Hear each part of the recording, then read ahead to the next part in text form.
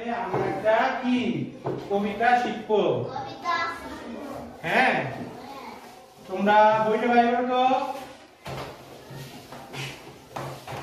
66 পৃষ্ঠা বাই করো। এই পাঠটা বাই করছো সবাই? আজকে আমরা এই কবিতাটা শিখবো। হ্যাঁ, তোমরা তাহলে সবাই বাইরে আসো, এখানে আসো, সবাই এখানে আসো। সন্ধ্যাবেলা বন্ধ করে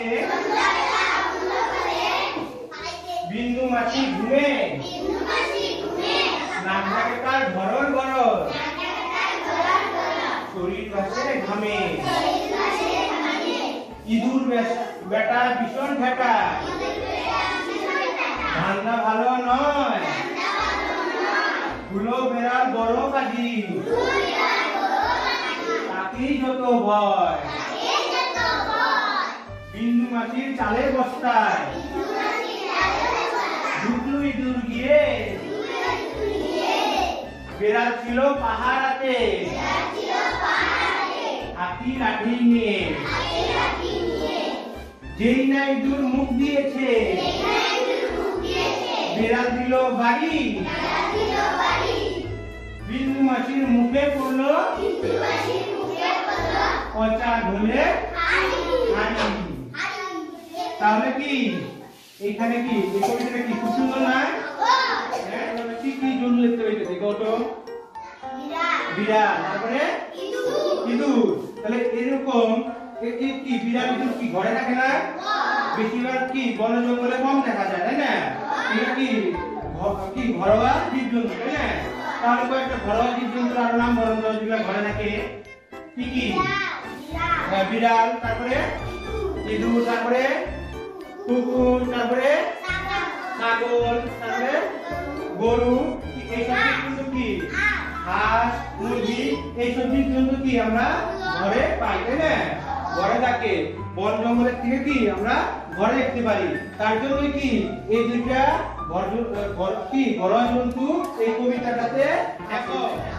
এখানে প্রথম লাইনটা মধ্যে এখানে ঘ আছে না? ঘ চিনো তোমরা? ঘ কেমন হয় আমি বোর্ডে দেখাই যাচ্ছি, তোমরা দেখবা। হ্যাঁ,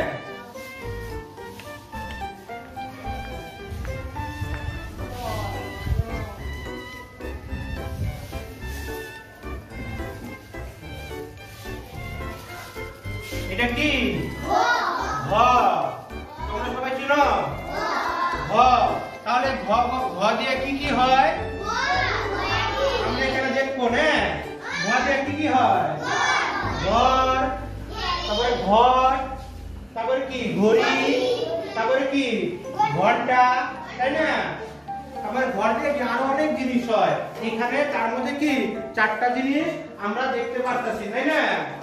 তাহলে তোমরা একটা কাজ করো তো, বইয়ের মধ্যে যেখানে ঘ আছে সেখানে সেখানে গোল দাও তো, কাঠ পেন্সিল দিয়া যেখানে যেখানে ঘ আছে ওইখানে সেখানে গোল দাও তো, যেখানে যেখানে ঘ আছে ওইখানে গোল দাও।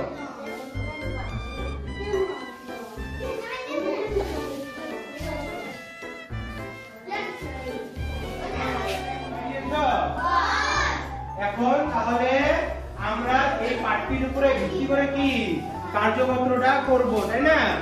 তোমরা কার্যপত্রটা বাই করো তো সবাই। কার্যপত্রে 53 পৃষ্ঠা বাই করবা। হ্যাঁ, সবাই বাই করো তো। বাই করছো? তাহলে দেখো প্রথমে কি আছে? প্রথমে কতগুলো কি আখর দেওয়া আছে না? বই আ উল্টা পুল্টা করে কি অনেকগুলো আখর দেওয়া আছে, তাই না? এই আখরগুলো দিয়ে কি আমাদের এখানে 6টা শব্দ বানাইতে লাগবে, তাই না? তারপরে কি আছে? আ আর খ, তাহলে কি হলো? বৈশাখ মাস, তাই না? তাহলে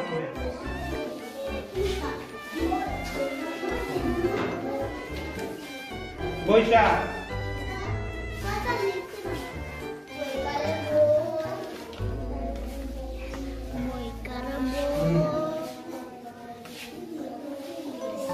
তারপরে কি এখানে কি হবে? আনারস হবে, আনারস। তাহলে এখানে আনারস লেখো। 6টা এখান থেকে শব্দ পাইছি, তাই না?